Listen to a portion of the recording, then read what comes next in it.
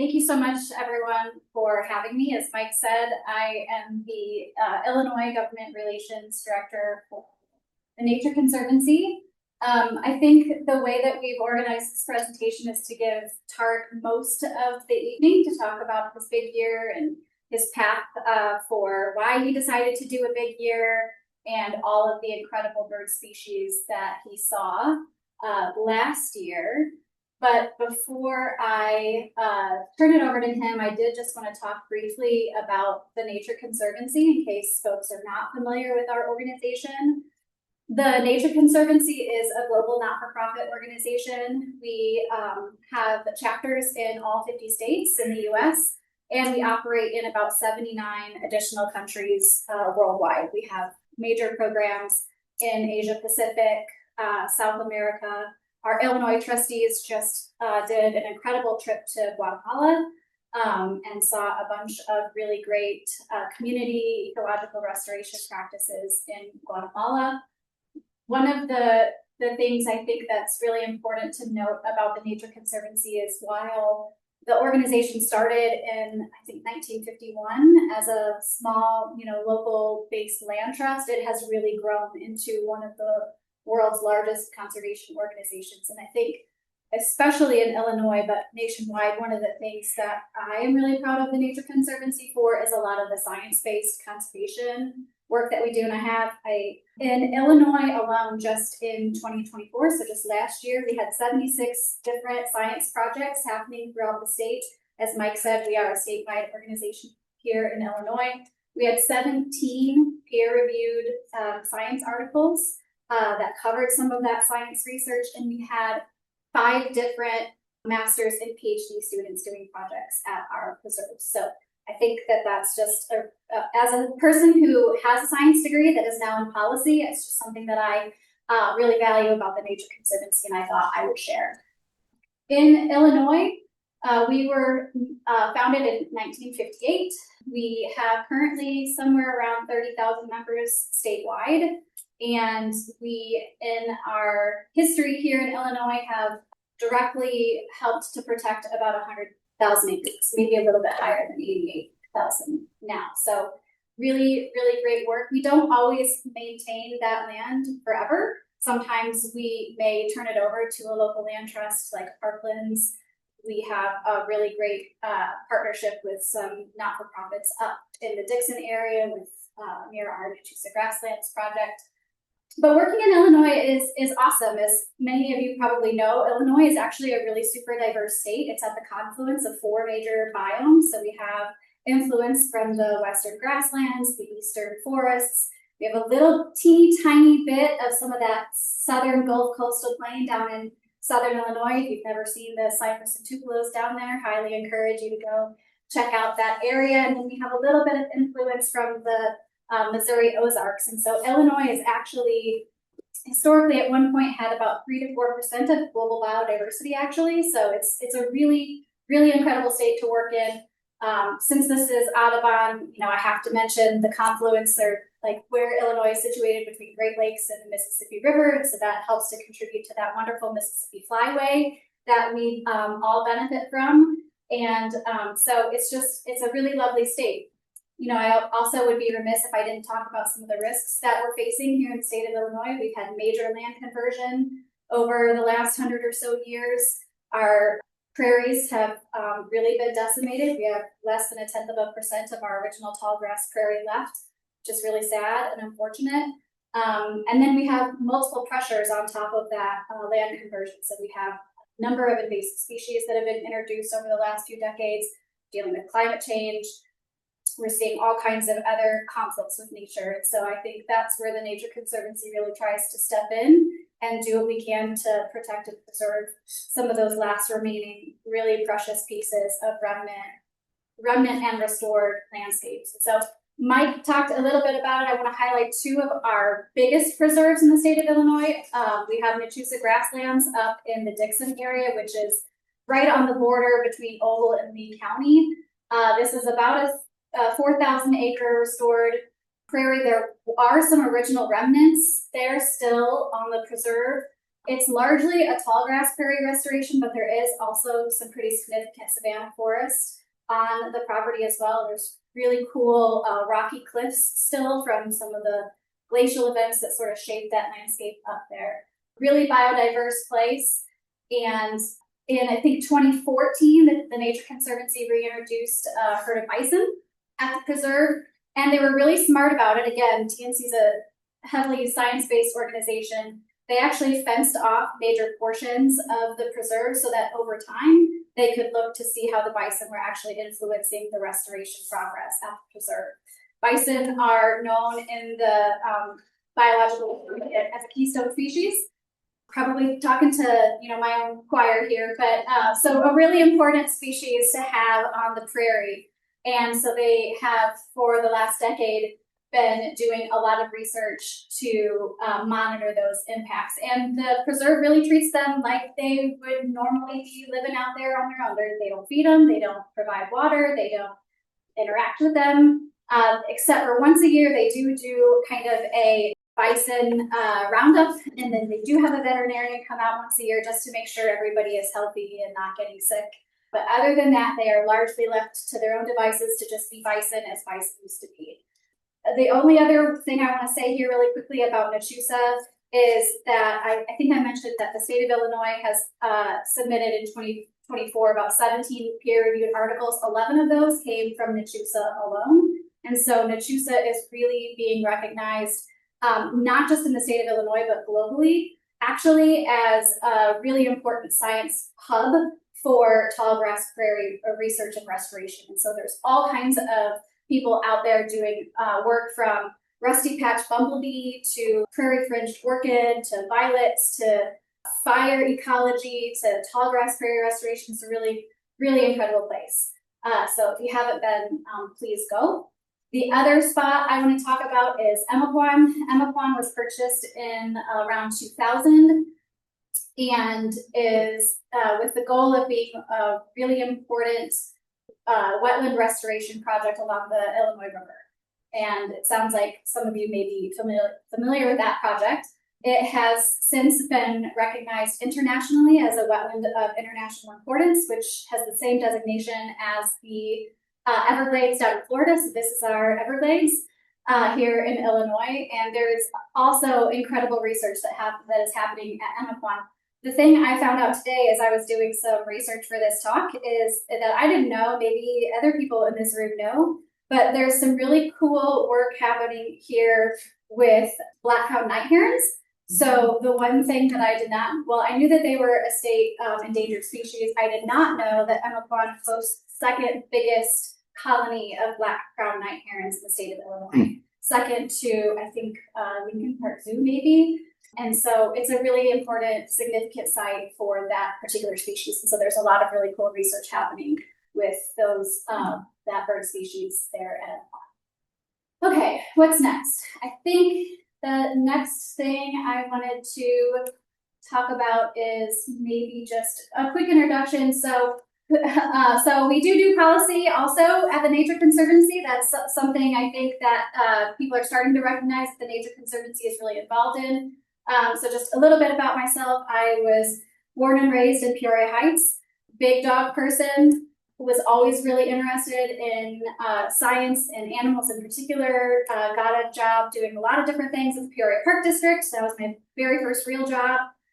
Went to college, got a job at the ag research facility over there off of the university, realized that I didn't really care about the ag research side of the world. Really important stuff happening over there. There's amazing people over there, but it wasn't my passion. So I went back to school and then was really fortunate enough to get a part-time gig for the Nature Conservancy, sticking some waders on and doing some water quality work over in the Bloomington area in one of the creeks over there to see how the conservation and ag practices were working together to improve water quality over there in McLean County. Now I'm the Director of Policy and Government Relations. I have an amazing team. Tarik is in that last photo on the right-hand side, and then our other colleague, Alicia Sanchez, who isn't here, who does all of our federal advocacy work here for us in the Illinois chapter. So little bit about myself. I think Tarik is maybe on the next slide. Tarik, do you want to just introduce yourself briefly? Sure. Hello, everyone. I hope my volume is working all right. My name is Tarik Shahzad. I'm a born and raised Northwest Side Chicagoan. The only time I ever left the state was for 4 years to go to school at Middlebury College. But to rewind, just like Ashley, I fell in love with nature at a very early age. My dad used to take me fishing at our local pond at Schiller Pond in a Forest Preserve District of Cook County site. And at this pond, it would take hours for him to catch fish. And being a little kid with very little patience, I would get bored easily, and I'd take his net and run around and catch turtles and frogs with it. And that's how I really became obsessed with finding different cool critters in nature. And from there, I went to school. I went to high school at Chicago Public High School, graduated and wanted to pursue a college degree in something environmental. I went to Middlebury College, Vermont. The college is the first one in the country that ever recognized an environmental studies major. And so it was a really cool school to go to with a lot of history.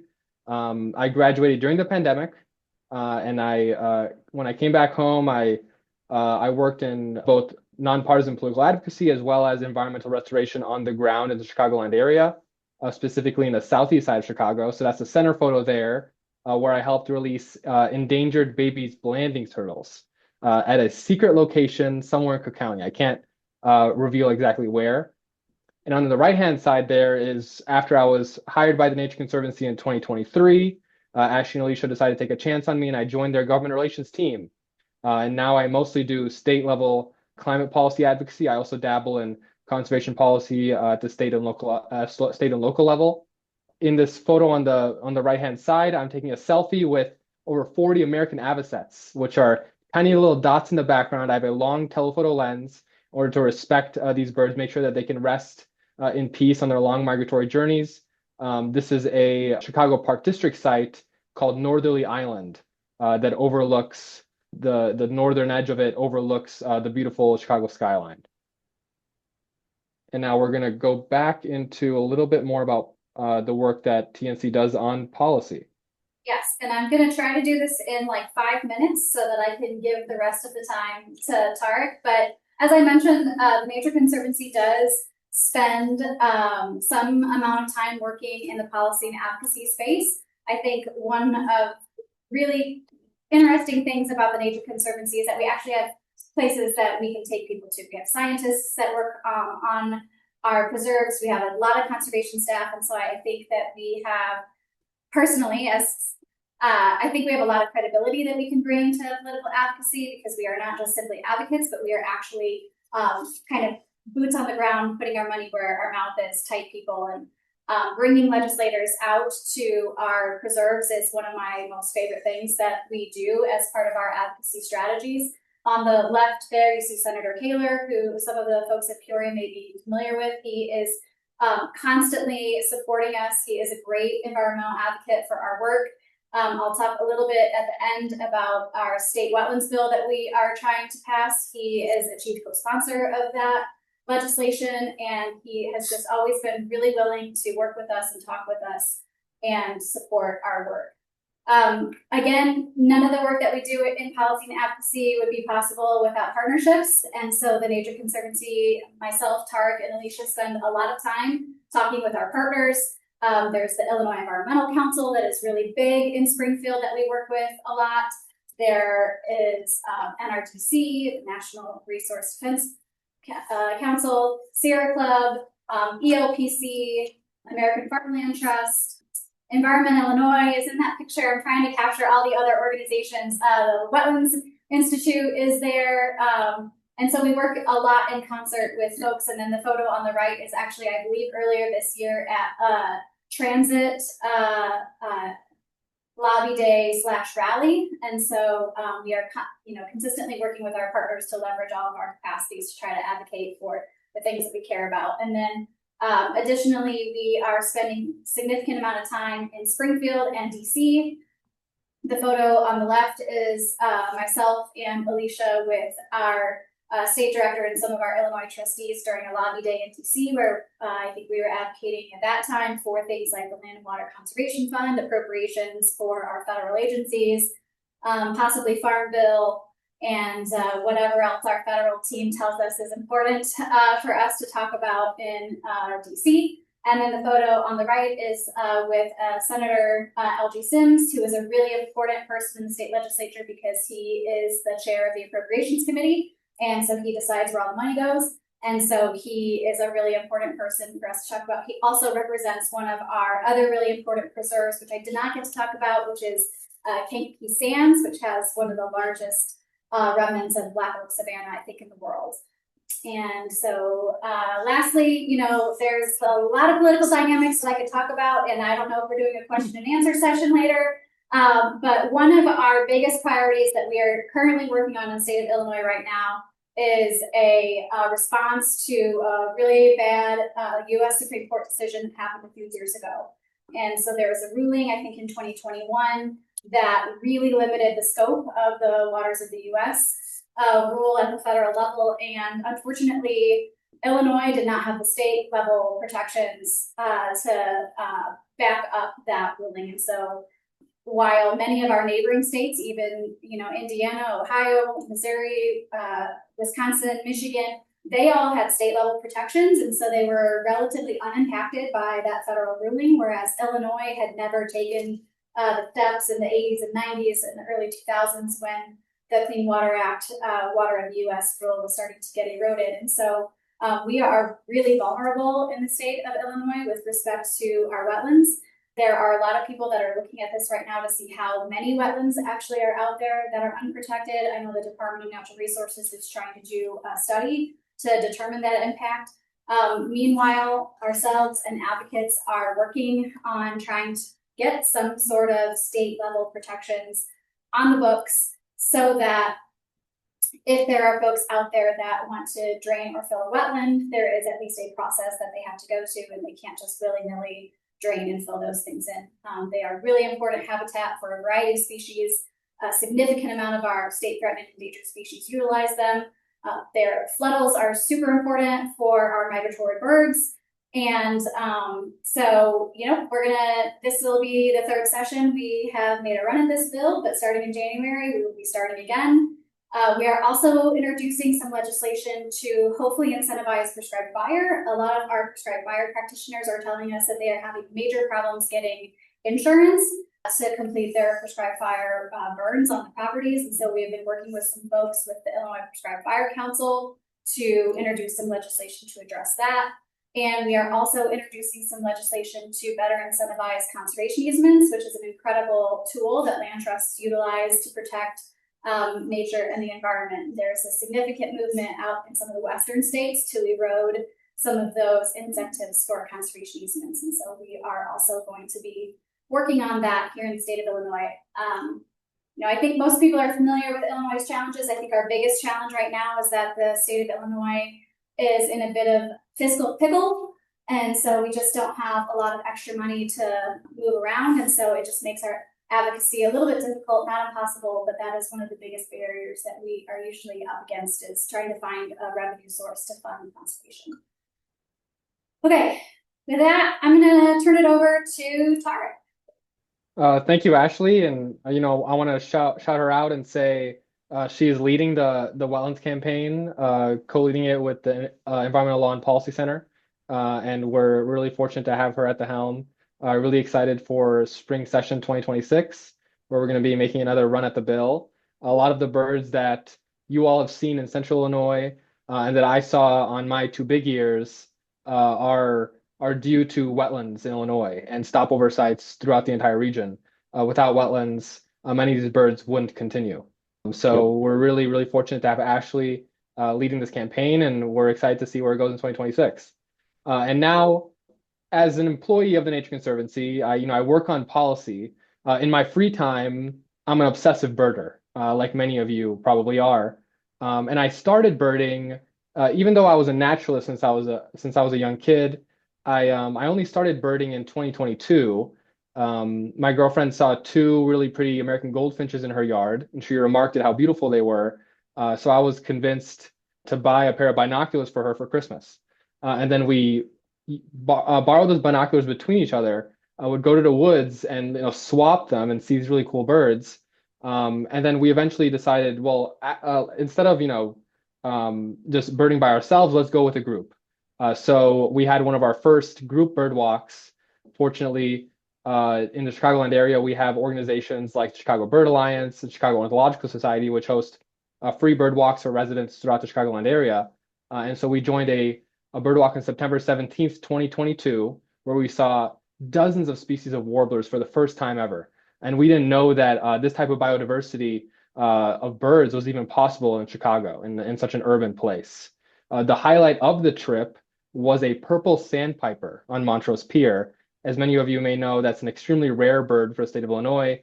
I believe it was the last chaseable individual since today. So in the past 3 years, there hasn't been another purple sandpiper in Illinois that has been easily accessible as the one that was very confiding for us on our first ever official bird walk. And then from there, I went from being a casual birder with my girlfriend to becoming a very obsessive birder.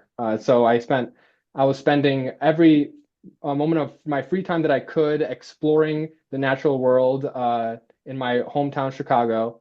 I would go ankle deep into the ickiest mud you could ever imagine in some industrial locations in the Chicagoland area. I even went on boat trips into the middle of Lake Michigan to see the rarest of rare birds that visit us, especially in fall migration. And that's how I fell down the birding rabbit hole. I wanted to see as many as I could and document them all. And in 2023, I was chasing a lot of rare birds. And by the end of it, I was thinking, well, in 2024, life's so short. Why not try to see as many as I could in a single year, which is also known as a big year. And I just want to ask for a show of hands and folks in the audience, if you have seen this family-friendly comedy, The Big Year, with Steve Martin, Jack Black, and Owen Wilson. You're And I'm getting sure many of you have. yes, I was going to say you're getting quite a few raised hands. Awesome. Yeah, so this is a family-friendly comedy I recommend to anyone who hasn't seen it. It's a story about three guys from different walks of life who all in the same year go about the ultimate birding competition, a 50-state big year. And in the process, they become really close friends. And even though they're from different walks of life and they have different personal challenges, they overcome those challenges together and create these lifelong bonds. And that's essentially what a big year is. It's a very free-spirited competition where sometimes you're competing with other people, sometimes with yourself. Some people just want to see as many as they can. Others want to go for a record. So you create your own terms on your bird watching competition. I like to compare it to this March Madness bracket meme on the right-hand side, where if you're doing a serious big year, then everything else falls by the wayside. And so, instead of investing more time that I could have at work, if I was given paid time off or if I was given free time, and every time it hit 5 p.m. and I could log off of work, unfortunately, to tell my boss here, I would go birding. And so bird watching would overcome work. And then same thing with household chores. I would do the dishes 3 days late. And so like everything would fall by the wayside. And here, interestingly, in this meme, I really like that there's a difference between bird watching and birding. A lot of us here are bird watchers. That's how I really started out. I like to think the term birding is a lot more competitive in spirit. There's a specific goal. And it's unfortunately that there can be a double-edged sword here where we lose the appreciation for birds when we're so caught up in this trivial competition that we create as humans who love playing these games with our hobbies. And so the one thing I made sure to do during my big year was to take as many photos as I could and document the beautiful birds around me, because that was really why I fell in love with the hobby to begin with. And here are the rules of a big year. So you want to see as many different species as possible. So that means if I saw one cardinal versus 10,000 cardinals, it wouldn't make a difference. That still counts as one bird. But if I saw a cardinal, a blue jay, and a chickadee, then that's 3 birds on my quote unquote list. The competition has to happen within 1 calendar year. That's why I decided in December 2023, I'm going to prepare for January 1st, 2024. That's the start of my 2024 big year. And then I had to decide on my parameters. I was employed by the Nature Conservancy's Illinois chapter. I knew that while I would be leaving Chicago to lobby in Springfield, I would be spending the majority of my time in the Chicagoland area, and that's where I lived. And so I decided, why not a Cook County big year? A lot of folks here know that there are residents in the perhaps who are affiliated with Peoria Audubon who've done Peoria County big years before, and I believe that record has been broken several times in the past few years. And there's a fourth interesting component here I want to mention. It's that the bird and the birder have to be in that chosen geographic area. And you might be thinking, what are the odds that one of those doesn't happen? Well, in fact, one of the birds that I did not see on my 2024 big year, uh, well, I did actually see it. I was standing in Illinois in the southeast side of Chicago looking into Indiana side of Lake Michigan at a glaucous gull. And that was the only time I ever set my eyes on a glaucous gull in 2024. So it did not count, even though I also photographed it. It was too far past the borderline. In hindsight, I should have stayed there for 6, 7 hours, waited for it to wake up, and then see if it would fly north or south and make that gamble. But I was too foolish in thinking, well, I'll see another glaucous gull. But due to climate change, that's becoming a more scarce species. They really need cold winters. And why embark on a big year, especially as while working full time as a policy associate and doing really important work fighting for wetlands and conservation easements and action on climate? And the most important reason, and I think the reason many of you are here today, is because we truly love birds and they are beautiful.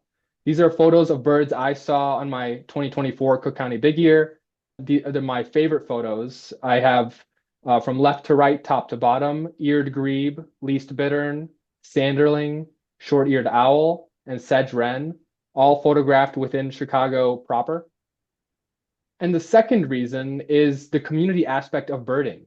I wouldn't have fallen in love with birding if I didn't love my girlfriend to begin with, and I didn't want to spend if I wanted to spend time with her. And then we went on a bird walk with our neighbors and friends and families. And then from there, I recognized that so much of birding is sharing the joy of these species, of these wondrous beings with other people. So here I am photographed with other folks I'm competing with on the 2024 Cook County Big Year, my friends, my family, as well as staff at the Nature Conservancy at the bottom right. And third is because this is a dream that is disappearing before our very eyes, bird watching as a hobby. Over 3 billion birds have disappeared off of planet Earth since 1970. They're facing a precipitous decline for numerous factors. And that means if I were to wait several decades from now to embark on a dream big year, it would be much more difficult unless we can reverse this trend to see as many species as I could. So what was my strategy behind my 2024 big year? I won't bother you with the specifics around every single bird. That would take over 294 minutes, in fact. But I do want to jump scare you with this. These are the Excel sheets that I used in December 2023, planning out the big year. I don't need photos of these birds. I knew them intricately enough. I studied them deeply in 2023, and I was still leaning on people for knowledge throughout the year in 2024. I just needed their names and assign them numbers because at the end of the day, it's a counting game, and every single bird counts. On the right-hand side here, you'll notice I grouped birds in 3 buckets. I expect to see it. It's a rare annual pickup, but I will likely see it if I put in enough time. And then a pure luck bird, one that, unless, lightning has to strike somewhere twice, or I'd just be extremely fortunate to see only a number of these pure luck birds. Once I had seen any of these birds during my big year, not only did I put them on ebird.org, but I also tracked them in my Excel sheet so I could plan out the remaining birds, just how difficult were certain ones, and then prioritize them. In Cook County, I downloaded data from ebird.org, and over 400 different species have been cataloged in Cook County since the year 1900. So I had a lot to work with. The record at that time was 293 birds. And here are some logistics on my Cook County Big Year, some of which I'm a little bit ashamed of as an environmental advocate, and I have some I do have to work a lot harder in the next few years to make up for that carbon footprint. Is I birded a lot of hours, but unfortunately, doing a Cook County Big Year, such a large county, it required a lot of driving. So I drove over 10,000 miles in a single year in just Cook County, stuck in the traffic. You'll notice on the right-hand side here are two screenshots of Google Maps, which showed me my travel times to see specific birds. That 1 hour and 44 minutes was a single drive from where I lived in northwest side of Chicago down to the southern tip of Cook County because there was a Eurasian shorebird called a ruff, which showed up at 3 p.m. on a Tuesday. And I'm glad to have Ashley here because I don't think I've ever told this story with her in the room, but hopefully she recalls. I texted her, I messaged her on our professional platform, and I asked Ashley, I don't have any more meetings or assignments to do right now. And 10 minutes ago, one of the rarest shorebirds possible was just reported in Southside Chicago. Can I go chase it? I gotta take the rest of the day off if you allow me. She said yes. So I drove an hour and 44 minutes with my hands clutching the steering wheel, shaking. Because at any moment, as you all know, birds can fly.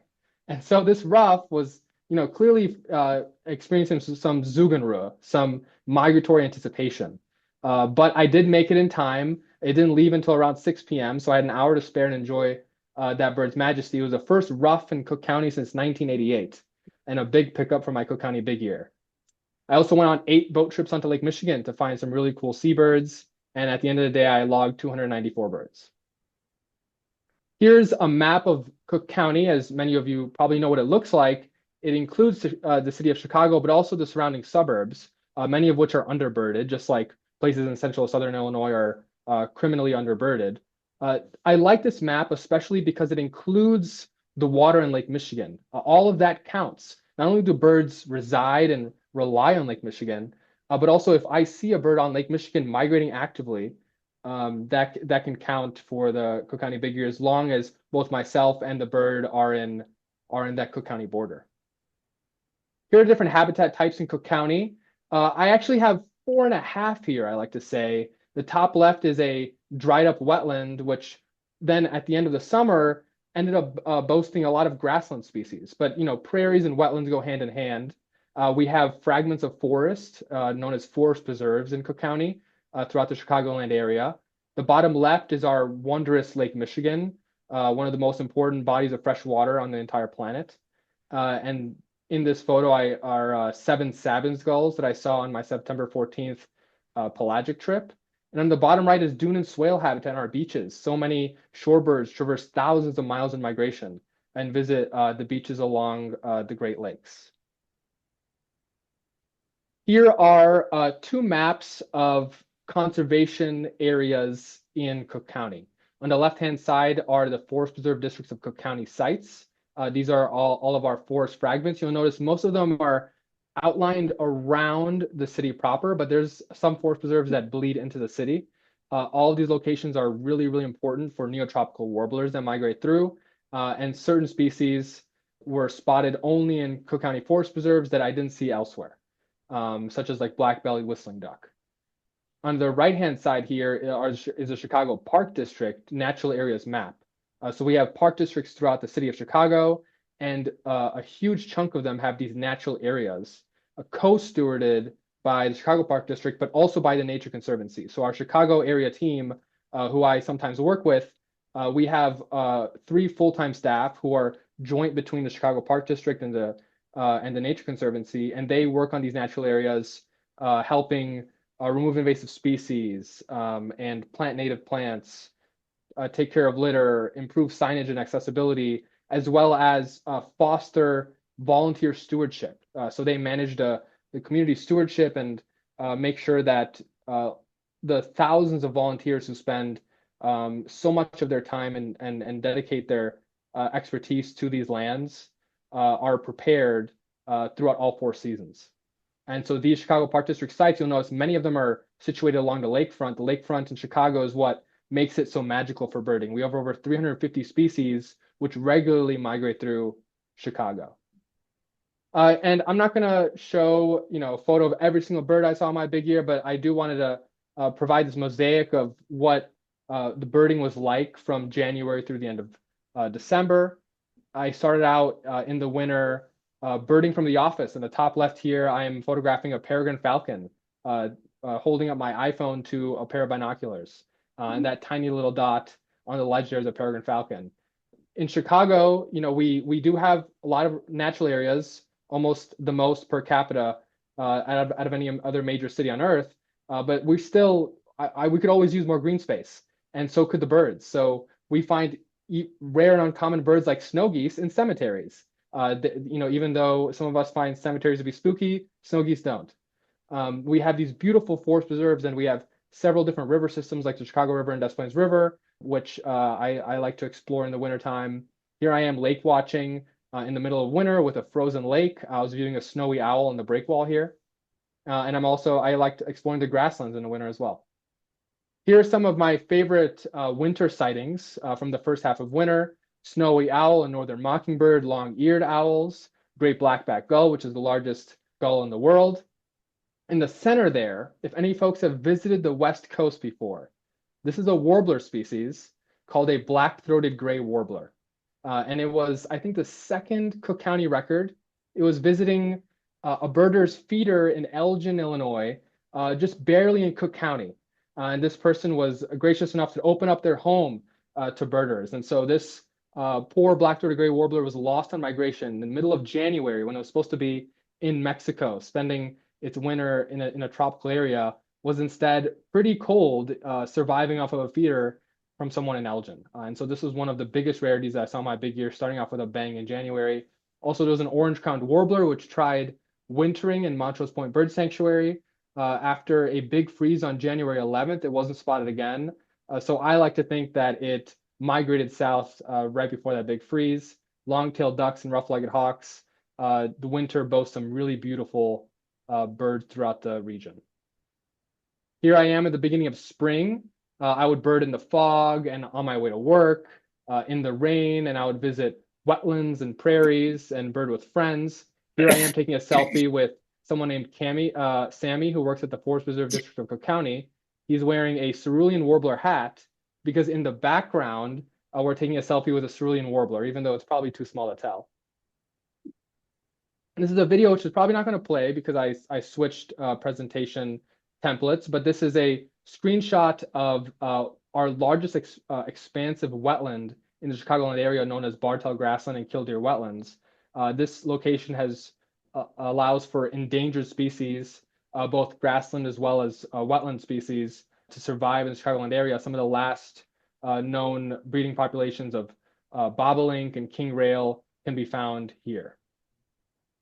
And the spring was shaping up nicely. Here I am. I was photographing some really cool rare birds, like the prairie warbler at the top left, American avocet, yellow crowned heron, a whooping crane in someone's yard. So this happened where, I observed thousands of cranes during the sandhill crane migration that happens typically in March.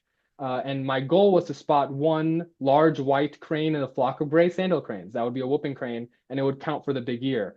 Unfortunately, after observing 15,000 cranes over a span of 2 weeks, I could not find one whooping crane. There's only about 70 left in the eastern migratory population. So you really need like a lottery chance in order to spot one on migration. And then a lot of us birders got an alert from Facebook. Someone posted, hey, a whooping crane just landed in my yard in Wilmette, Illinois. And surely enough, we triangulated the position. We found the whooping crane. Her name was Animal. She was unfortunately emaciated and disoriented. So she landed. She lost the flock that she was migrating with and landed in Wilmette in this yard.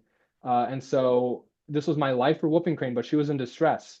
So a group of us birders contacted International Crane Foundation and Illinois Department of Natural Resources, and this crane was fortunately rescued and brought to Horicon Marsh. And she's still doing well today, I believe. She's named Animal after the Muppets character. And so she was one of the most special sightings on my big year. Also, I photographed whimbrels flying away from me, European goldfinch, which do count out that they're naturalized, eared grebe, that rough I mentioned, yellow-headed blackbird, black-billed whistling duck, a burrowing owl in the middle of Chicago, and a Wilson's phalarope. Here's the summer where I saw laughing gulls and lark buntings and whimbrels and blue-winged warblers and the iconic piping plover, which only breeds in Lake County as well as Cook County, We only have a couple pairs left in the state of Illinois. They are a state endangered species. And due to the hard work of partners like the U.S. Fish and Wildlife Service and U.S. Department of Agriculture, as well as more local partners like Chicago Parks District, as well as the Nature Conservancy, there's a pair of piping plovers that breed in Chicago at Montrose Point Bird Sanctuary. And so without their hard work and dedication, someone like me wouldn't be able to add that one more bird to their list, but more importantly, enjoy the beauty and magnificence of these species, which used to call this place home. I also included here in the bottom left here a blurry photo of an upland sandpiper. So this shape of it is truly diagnostic for an upland sandpiper, and it was one of my 3 sightings in a rare bird. But I just wanted to show that, you know, I really enjoy bird photography, but I'm not perfect at it. In fact, the majority of photos I take are blurry ones and ones that I cannot, I wouldn't want to show to the public. And so I wanted to, you know, provide this photo for humility's sake that some of the rare birds I photographed, I don't actually have stellar photos of. These are just the snippets of my best photos, but truly I am working as best as I could on improving on the hobby. And this is a photo of a piping plover with my iPhone while it was walking next to me. This was Amani the piping plover on my piping plover monitoring shift on a Monday morning before work. And he came within feet of me, passed through the fence, the protected gate that we create for these birds, more as a symbol for people not to encroach onto their habitat, but they're birds that will go wherever they'd like to in order to find food. So this bird approached me right at my feet. And the fall, I can split up in 2 different segments. The fall for birds actually starts in July. Some of the longest distant migratory birds, called shorebirds, they traverse tens of thousands of miles in migration.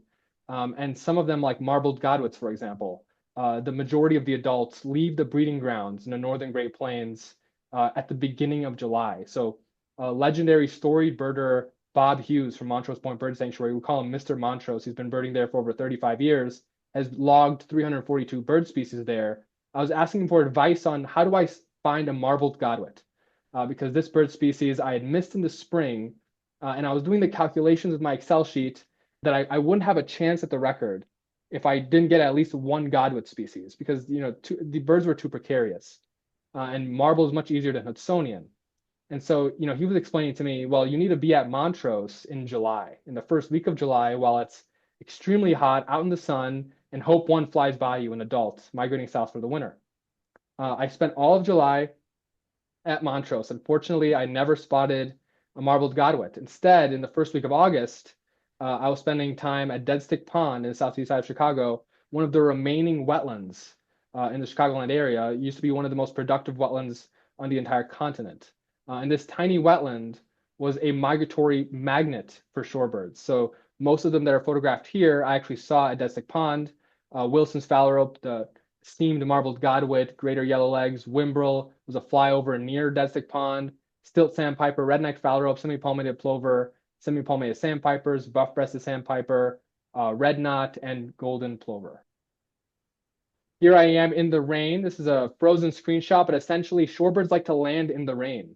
You know, they traverse tens of thousands of miles, and who's to say they have to stop at Chicago?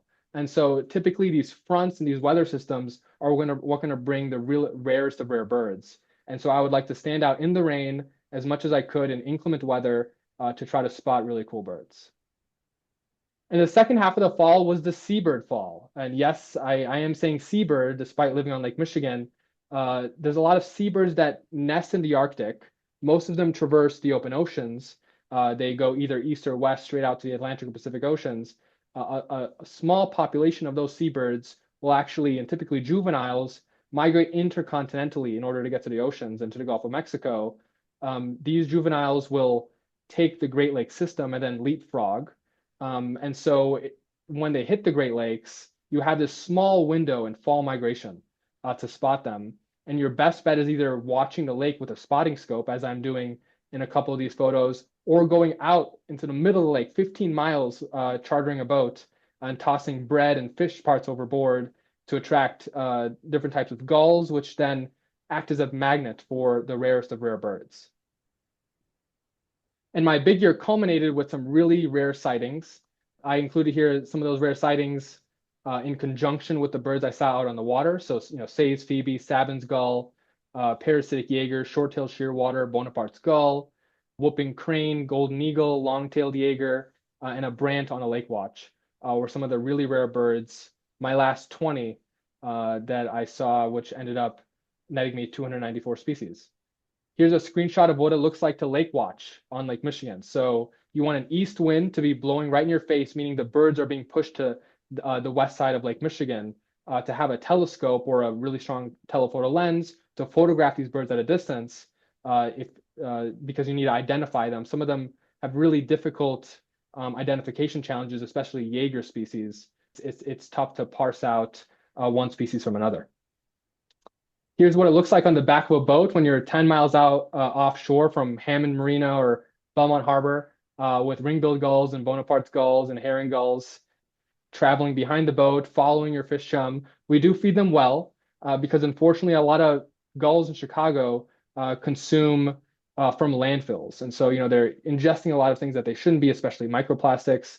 But I like to think that, they're providing us a service by luring in these really rare birds like Sabin's gulls and parasitic Jaegers. But at the same time, we get to give back by, fish parts that normally get thrown away at these fish markets.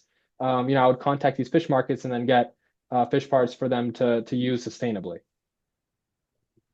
And I want to recognize all of the different people that were involved in my Cook County Big Year, as well as my colleagues at the Nature Conservancy who supported my effort. Here are photos with countless different mentors, friends, and family, people who spotted birds that I couldn't, and they're the reason that I saw those species.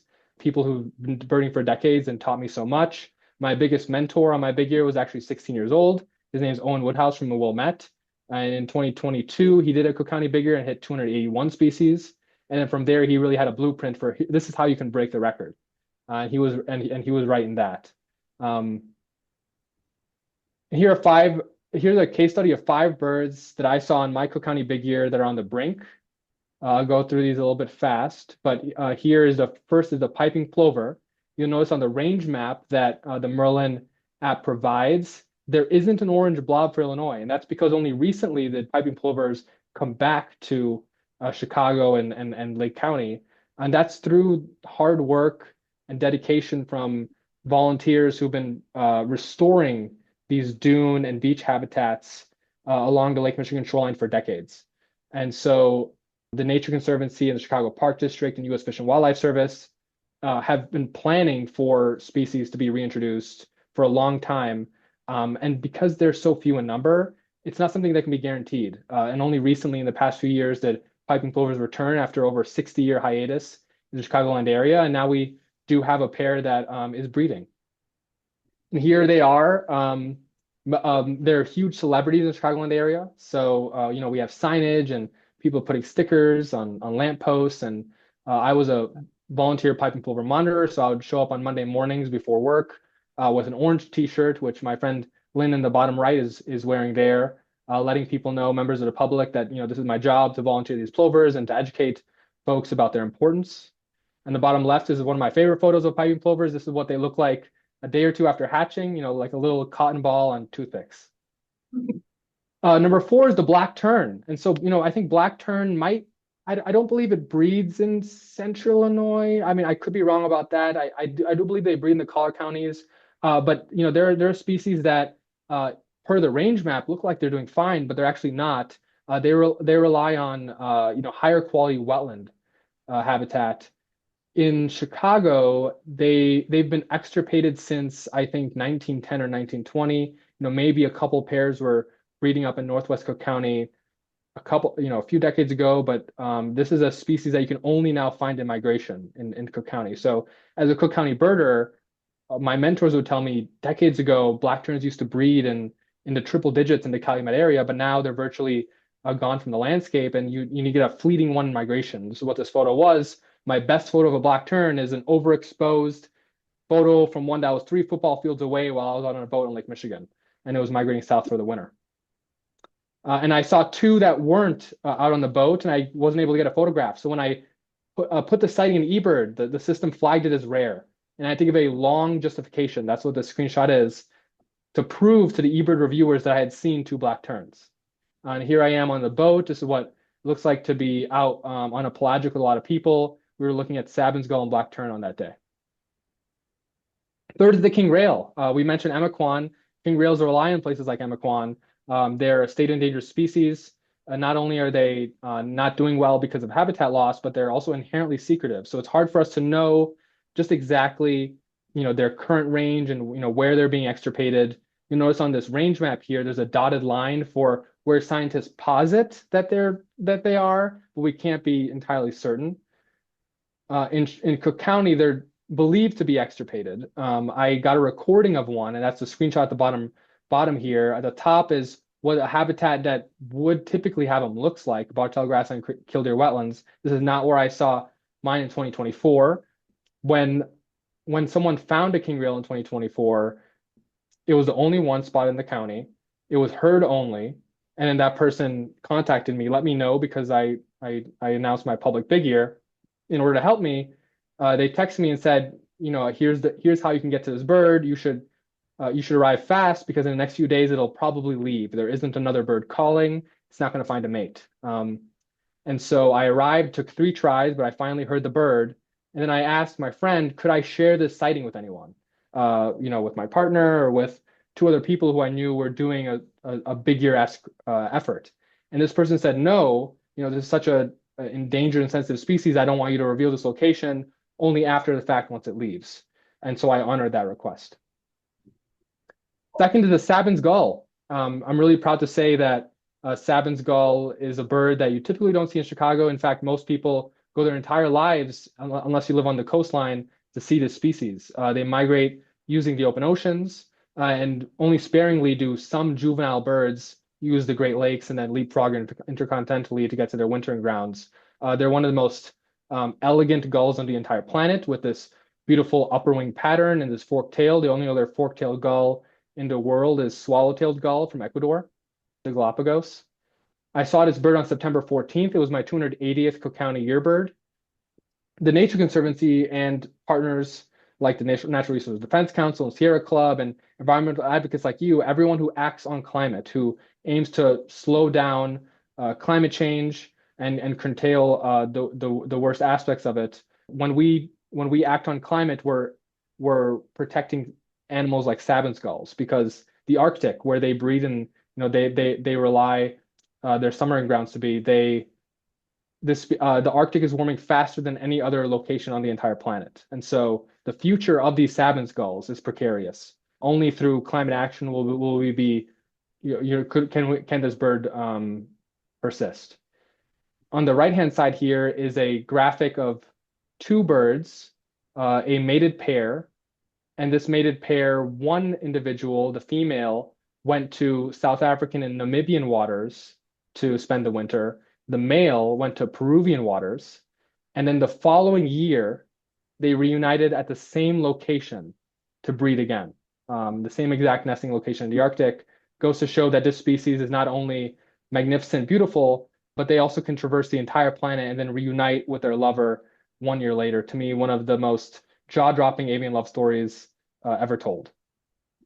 Here are some photos of Sabin's gulls that I saw in Cook County. And my favorite bird that I saw that is on the brink, has another relationship with climate, is a short-tailed shearwater. So this species, if any of you have experience with pelagic species, you might be a little shocked to hear, unless you've heard the story of a shearwater. And how did that bird end up in Chicago? I want to first give a background on the ecology of a short-tailed shearwater. This species breeds in Tasmania, off the coast of Tasmania and Southeast Australia, and they spend the winters typically on the southern Indian Ocean and the center of the Pacific Ocean, going as far north as the Bering Sea. And so this is a photo on the left-hand side here that I took of a short-tailed shearwater on Lake Michigan. And you might be thinking, doesn't sound like it's possible, with the advent of AI, and how could we be sure that this bird is real? And in fact, here's another photo that my friend took. I saw this bird with 3 other people, and we have 3 different people who took photos of this bird.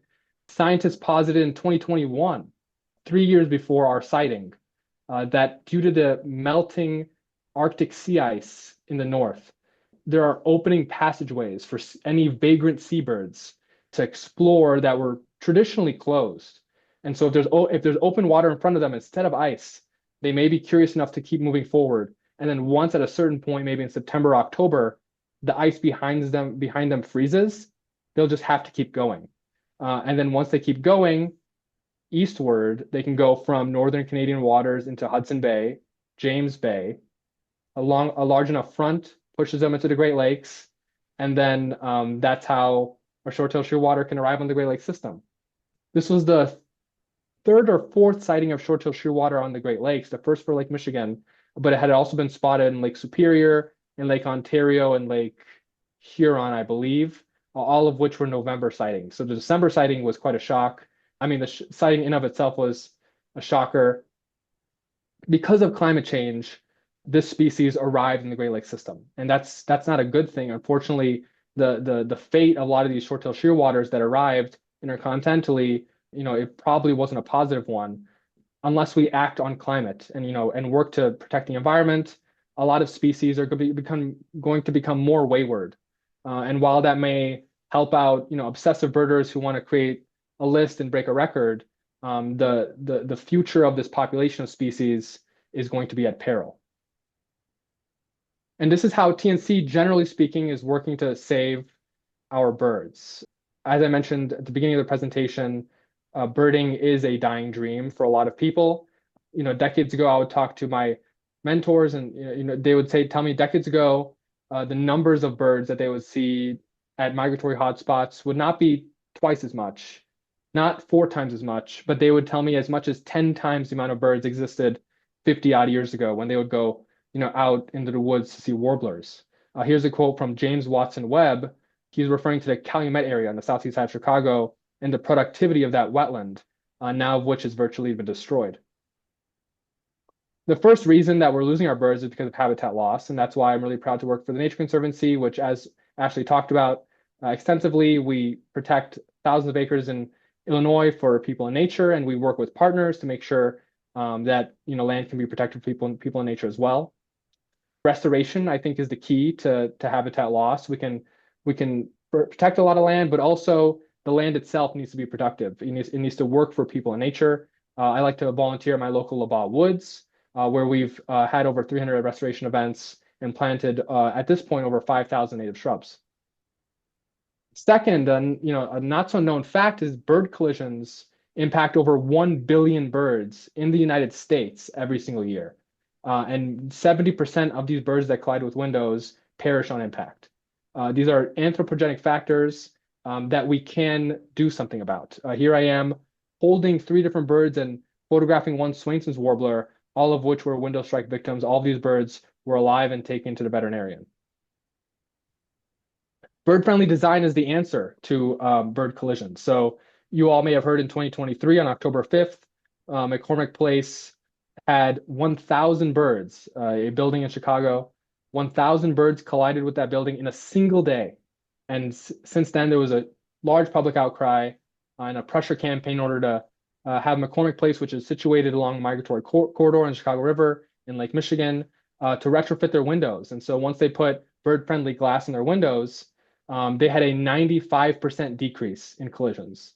And so for anyone here who works in science, that is a critically significant number of birds not hitting the window. And so this is very efficacious and clearly a solution. I'm currently working with bird advocates in the city of Chicago, trying to push the city council to adopt legislation to enforce all new buildings to be bird friendly. Climate change is the third and I would say biggest threat to our birds. On the left-hand side here is a poem about bird migration and a grassland that is drying up because that last fall was one of the driest falls in Great Lakes region history. On the right-hand side here in September was a wetland, that Dead Stick Pond, which I saw marbled godwit, redneck phalarope, and all these incredible bird species at, completely dried up. It was as if I was looking at a different landscape altogether. It looks like a desert biome and not a wetland. And so because it dried up, I did not get to see things like red phalarope and Hudsonian godwit and other these really late coming shorebirds that rely on these kinds of wetlands. It's not going to be one of the driest falls in Great Lakes region history moving forward because of climate change. We're going to have more weather systems that create these blue moon events that will eventually become regular, creating more precipitation or less precipitation, big swings of the pendulum in terms of our climate. And I think the way we tackle climate change, I think it has to be a systems approach and a holistic approach. I do commend and I appreciate when folks on the micro level, act on climate and try to do their best to reduce their carbon footprint. But I'm really proud to work for the Nature Conservancy and work alongside advocates in Springfield and constituents to advocate for policies that will reduce our emissions and to slow down and curtail climate change. I think that that systems level approach is going to be critical because we need to effectuate change as broadly as we can. And especially when there are rollbacks on the federal level when it comes to climate efforts, that's where Illinois and large cities like Chicago and Peoria can step up. On the left-hand side here, I'm photographed with my colleague, Alicia Sanchez. Here we are advocating in Springfield. And on the right-hand side here is a group of people chasing a burrowing owl.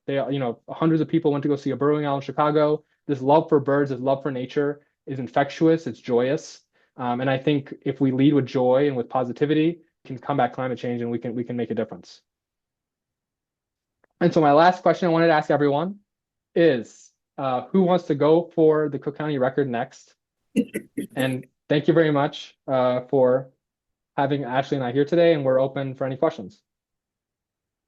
We'll get the mic working here. So great stuff. And we can take any questions for either Tarik or Ashley. I got a question for Yeah. Ashley. I think you were talking about I'm going to go back to bison for a minute. I know it's kind of hard to go back to bison and listen to the birds next night, which was very interesting. But you said that up there north here, you got that bison herd that's left alone except for once a year. Are they reproducing? I mean, how's the reproduction going? Have they expanded? I mean, tremendously, or slow going, or how's that going? That's a good question, and I'll do my best to answer it. I wish that the Nachusa staff were here because they would probably answer this better than me. They do, the staff at Nachusa do monitor the ratio between male and female, and I think that they only have a handful of bulls. Historically they would travel millions of miles every year, have lots of room to run and roam, and on a 4,000 acre preserve, they want fewer males so that they're not always in conflict. I want to say though, I mean, I'm trying to think of how many calves we usually have in the spring. I want to say there's at least a dozen calves that are born every spring, usually in like April, May-ish.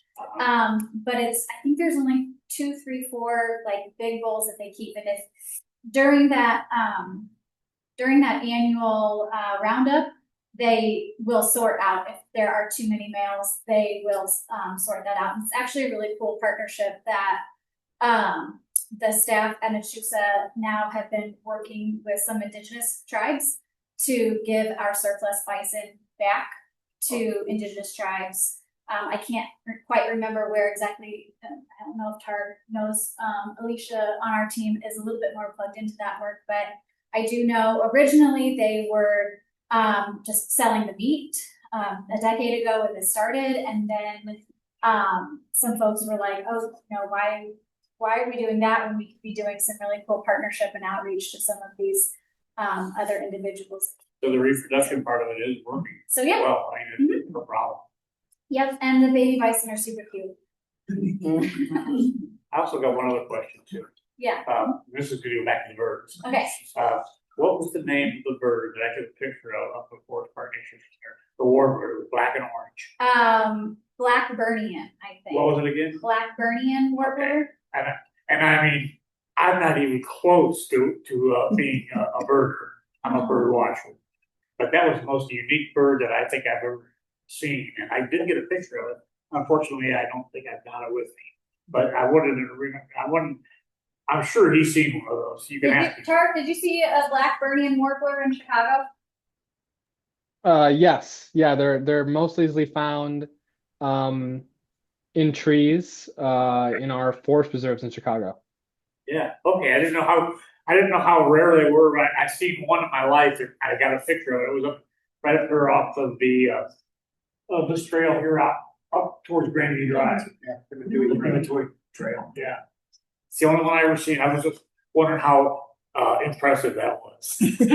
I'm impressed you got a photo. Anytime you I get a did. photo, I think I it's do, and it's a good one too, Yeah. I wish I had with me.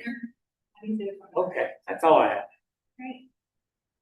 And it looks like online we have a question from David. Do you define your, I guess this would be for Tarik.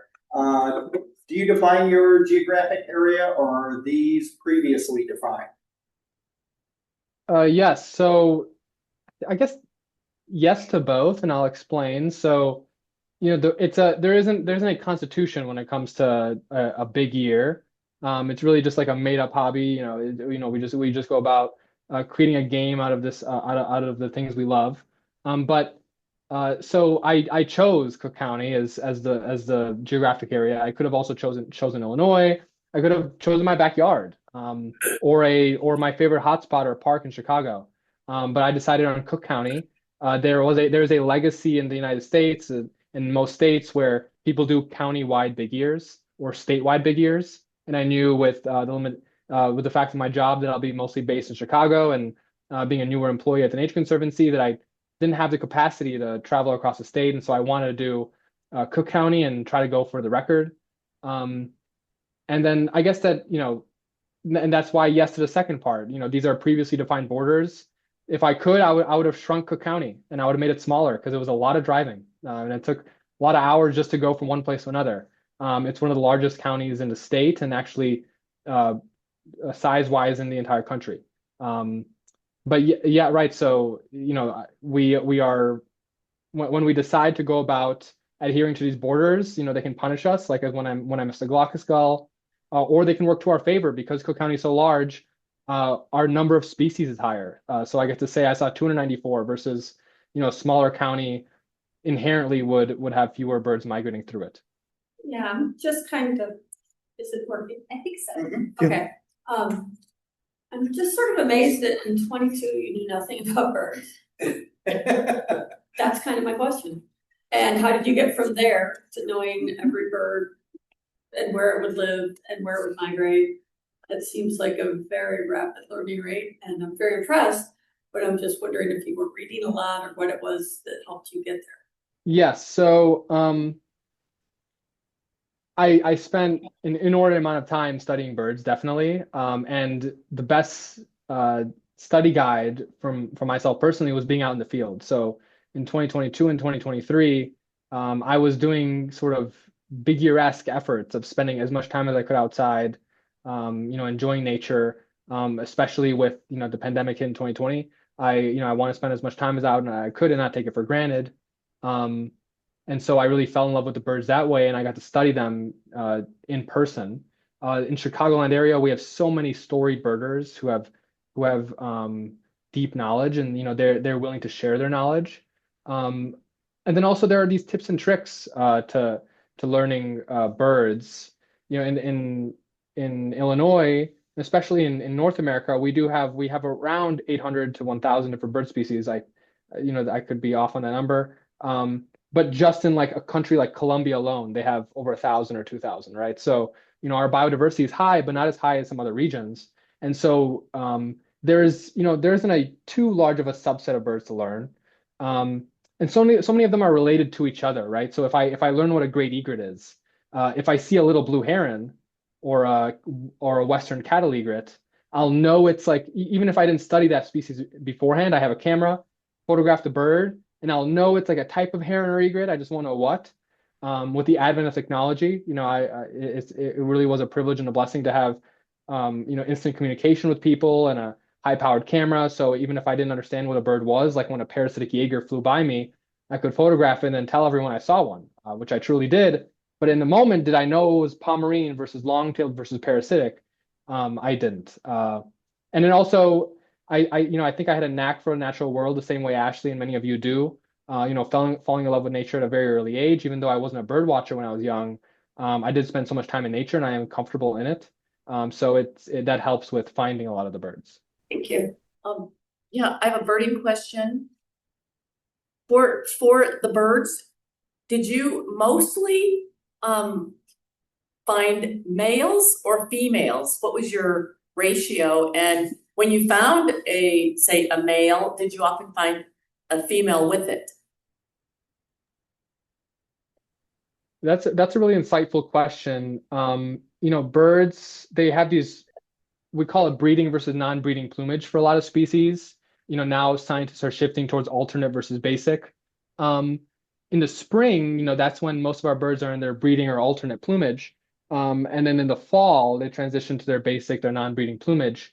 I would say, only for that section of spring migration and into the summer, could you tell if species are sexually dimorphic, which not all of them are, whether a bird is a male or female.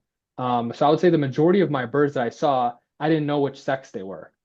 And the ones I was looking out for the most were ones I could not tell. So shorebirds, which were migrating thousands of miles and not breeding in Cook County, they would just touch down for minutes before flying away. Those rarest of rare birds, which is how you get a really high number on a Cook County big ear, the most coveted species. Those aren't going to give you the time of day. And you're not going to see them on the breeding grounds. Their breeding grounds are thousands of miles away. They only use Chicago as a stopover. There are some species which are vividly sexually dimorphic, such as warblers, where the males and females are strikingly different in the spring and even into the fall. Usually males are brighter, but there are species of birds which the females are brighter and more vibrant than the males. I can think of phalaropes, for example, which are a type of slender shorebird. I recommend Googling Wilson's phalarope and red-necked phalarope and red phalarope. To me, some of the most beautiful species on Earth. And the females are strikingly beautiful while the males are more dull. And so, a lot of people assume that, the males and I assume male bird species, they're all much more vibrant and unique. But in fact, that can be flipped over with some bird species. But essentially, to go back to the question, most species, I wasn't sure if it was a male or female. Once I saw like two house wrens, breeding, if I saw them in the summer, I didn't need to see house wren again. They were off my list and I had to go to the next bird. And we just had a comment, David just wanted to mention, Nature Conservancy evolved from the Ecologists Union, which a man from Rockford was one of the founders. His name is George Fell. So yeah, George Fell's name goes quite deep in Illinois and the Nature Conservancy. So yeah, it's wonderful. Well, both of you keep up the great work. Nature Conservancy, keep up the great work. And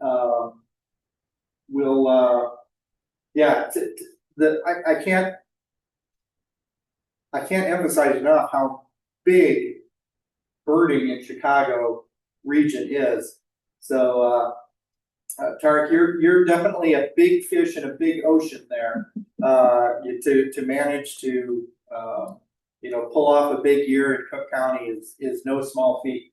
And I have no idea what Peoria County big count is. But who knows? I think maybe the Fenners should go for it. So with that, thank you very much, Ashley and Tarik, very much for your expertise and all you do with the Nature Conservancy. Thank you for coming tonight. And